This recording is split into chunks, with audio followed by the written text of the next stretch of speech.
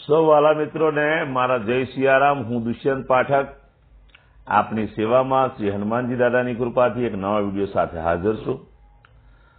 તો આજનો ઉપાય આ વિષયની અંદર તારીખ છે 7મી સપ્ટેમ્બર 2025 અને વાર છે રવિવાર।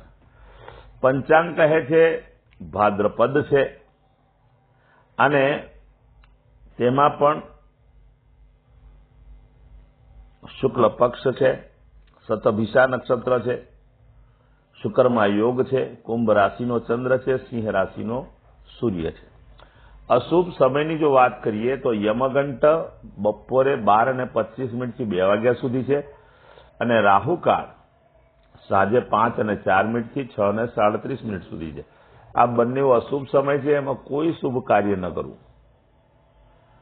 કોઈ સારું કાર્ય કરવા માટે શુભ ચોઘડિયું લેવું જોઈએ અથવા સારું મુહૂર્ત લેવું જોઈએ, જેમાં અભિજીત મુહૂર્ત 11:59 થી 12:50 ની મધ્યમાં છે। તો વાલા મિત્રો, આજનો ઉપાય આ વિષયની અંદર સવારે સ્નાન કરવા માટે તમે જાઓ ત્યારે નાવાના પાણીની અંદર અડધી ચમચી અબીલ અથવા અડધી ચમચી ચંદન અથવા સફેદ પુષ્પ, આ ત્રણમાંથી કોઈ પણ એક વસ્તુ નાખવાની, પછી સ્નાન કરવાનું। સાબુ શેમ્પૂનો ઉપયોગ કરી શકો।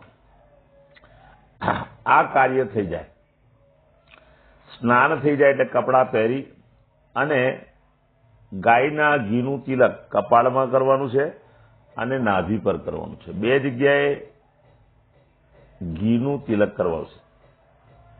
નંબર 1 કપાળમાં,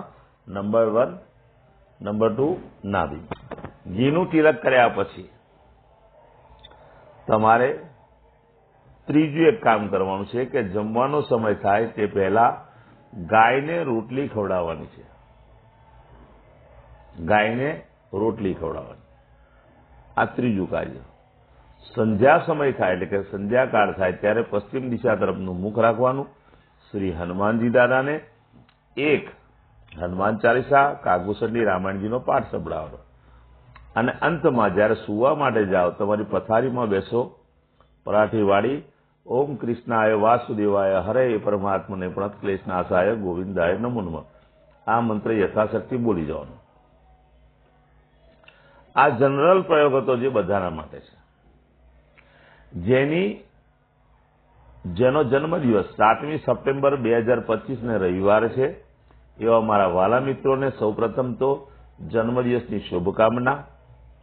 વાલા મિત્રો, મેં કહ્યું તે પ્રમાણે તમારે સ્નાન કરવાનું, મેં કહ્યું તે પ્રમાણે તમારે તિલક પણ કરવાનું, પણ સાથે સાથે બીજું એક કાર્ય કરવાનું છે। તમારે ઘીની બનેલી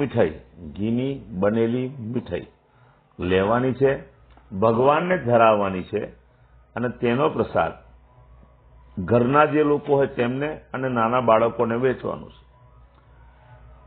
આટલું કાર્ય કરી લેજો।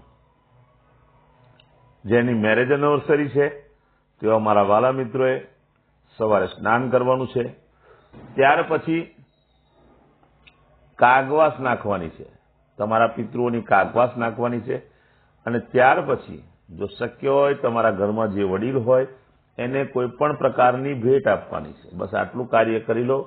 ભગવાનની કૃપાથી તમારું આખું વર્ષ ઉત્તમ રીતે પસાર થશે। વાલા મિત્રો, મારા બધા જ વિડીયો ફેસબુક પર હોય છે, યુટ્યુબ પર હોય છે, સાથે સાથે ઇન્સ્ટાગ્રામ પર હોય છે। જો જોવાનો વિડીયો રહી જાય તો ત્યાંથી દુષ્યંત પાઠકને સર્ચ કરજો અને સર્ચ કર્યા પછી એ વિડીયો લઈ અને તમે ઉપાય કરજો। બે હાથ જોડીને એક વિનંતી, મારા વિડીયોને અવશ્ય શેર કરો, કોઈ જરૂરિયાતમંદ સુધી એ વિડીયો પહોંચી જાય એટલા માટે જ હું તમને વિનંતી કરું છું। આપ સૌને નવા વિડીયોમાં ફરીથી મળીશ। આપ સૌને મારા જય સિયારામ।